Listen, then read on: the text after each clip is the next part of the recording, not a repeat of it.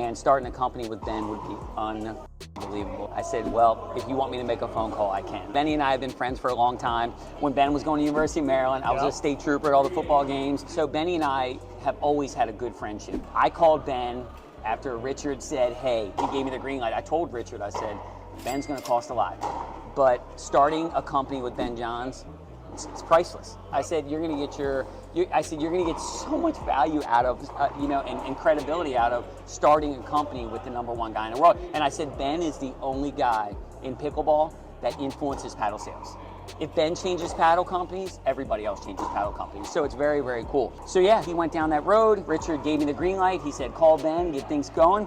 So it was one night, Ben was heading to a pickleball getaway with him and Deckel. And he said, I can't talk but text. Sent him a text that was, on the iPhone, it was like this long. And I said, look, I met a guy, he owns Yola. And they're getting into pickleball. I said, the paddles are super good. I said, I'm super excited. I said, they're looking to sign a pro. We set it up. We went to Woodmont Country Club.